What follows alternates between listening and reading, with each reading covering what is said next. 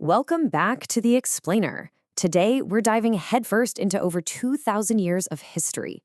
We're going to see exactly how a chaotic patchwork of warring tribes literally transformed, century by century, into the modern United Kingdom of 2026. We'll be tracing the massive power shifts and those deep constitutional crises that built the geopolitical reality we're living in today. Let's get right into it. We're mapping out this massive journey through 5 key eras: the foundations, the medieval and Tudor shifts, Union and Empire, the 20th century crucible, and finally, the modern era. All right, Part 1, the foundations, spanning from 43 CE all the way to 1066. Early Britain was defined by these massive tectonic shifts in power. Think about it. We start in 43 CE with the Roman occupation bringing us cities like Londinium. But when Rome pulled out in 410, it left this enormous power vacuum. Germanic tribes flooded in, setting up competing kingdoms. Actually, the very name England literally comes from Angleland. So after pushing back some seriously fierce Viking raids, King Aethelstan finally unifies England in 927. But as we know, that unity was totally shattered in 1066, when William the Conqueror seized the throne. That moment permanently rewired the country's entire aristocracy and even its language. Moving right along to Section 2, Medieval and Tudor Shifts, covering 1066 to 1603. Now, this era brought us one of the absolute most critical turning points in global political history. Before 1215, the monarch held total, unchecked power. Whatever the king said went. But then, rebellious barons essentially forced King John's hand, making him seal the Magna Carta. And this established a truly revolutionary idea for the time. The king is legally subject to the law, just like everyone else. A real game changer.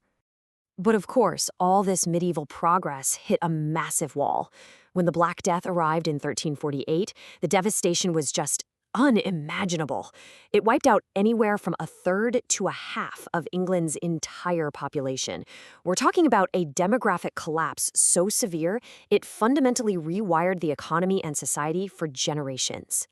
So, the Plantagenet dynasty gave us the Magna Carta, sure, but they also dragged the nation through the 100 Years' War and that incredibly brutal civil conflict, the Wars of the Roses. Out of all that chaos, the Tudors emerged in 1485. And this brings us to Henry VIII. You know the story. He radically breaks from the Catholic Church just to secure a divorce, completely inventing the Church of England in the process. Then we get his daughter, Elizabeth I. She steps up, ushers in this incredible cultural golden age, and totally cements England as a European heavyweight by defeating the Spanish Armada in 1588. All right, on to Section 3, Union and Empire, from 1603 to 1901. Before a global empire could actually flourish, the Stuart era brought some serious domestic turbulence. It all started peacefully enough in 1603 when the crowns of England and Scotland united. But man, did tensions explode. We get the English Civil War, and in a genuinely shocking move for the time, King Charles I was tried and executed by his own subjects in 1649. We see a brief republic, the monarchy eventually gets restored, but then the Glorious Revolution of 1688 steps in and firmly and finally cements parliamentary supremacy over the crown. Now, the geographic and political entity we know today, it definitely wasn't formed overnight. It was like a giant puzzle coming together over centuries. First, the unification of England in 927. Then, way later in 1707, the Act of Union officially merges England and Scotland to create Great Britain. Ireland gets brought into the fold in 1801 to form the United Kingdom. But, as we know, that union fractured in 1922 when most of Ireland separated to become the Irish Free State, which basically drew the modern borders of the UK that we see today. Fueled by the absolute explosion of tech and industry during the Industrial Revolution, this newly united British Empire reached its absolute zenith under Queen Victoria. To put it into perspective, by the end of her reign in 1901, Britain wasn't just leading the world in making things, it literally governed roughly a quarter of the entire globe's population and land area. We're talking about an era of truly unprecedented global dominion. Okay, let's jump into Section 4, the 20th century crucible, spanning 1901 to 1990. 880,000. That's the estimated number of British military deaths by the end of the First World War in 1918. It's a staggering number. It exacted this catastrophic, unimaginable human toll that sent a demographic and psychological shockwave rippling through the entire empire. And the shocks? Well, they just didn't stop. After surviving the Second World War and famously repelling the German Luftwaffe in 1940, Britain essentially had to completely pivot its entire society. The post-war government vastly expands the welfare state, setting up the National Health Service in 1948. On the global stage, the reality of the New World Order meant rapid decolonization, granting independence to nations like India. And searching for a new economic identity, Britain joins the European Economic Community in 1973. But then it dramatically shifts gears again into profound economic liberalization under Margaret Thatcher in 1979. And that brings us to our final part, Section 5, the modern era, from 1990 right up to 2026. The late 90s saw a really fundamental reshaping of the UK's internal union. In 1998, the Good Friday Agreement provided a crucial power-sharing framework that largely ended the violent conflict in Northern Ireland. Right on its heels, we see this policy of devolution, basically granting self-government to Scotland and Wales by creating their own parliaments. It was a massive decentralization of power, honestly the likes of which hadn't been seen in centuries. But we all know the massive, modern political rupture hit in 2016 with the Brexit referendum. A razor-thin 51.9% majority votes to leave the European Union. And really, this historic decision totally echoed the island's long historical themes of isolationism and sovereignty.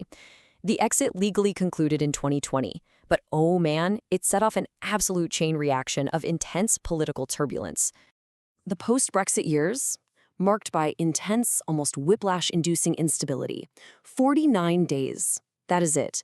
That was the historically brief tenure of Prime Minister Liz Truss in late 2022, the absolute shortest in British history, directly following some severe economic market turmoil.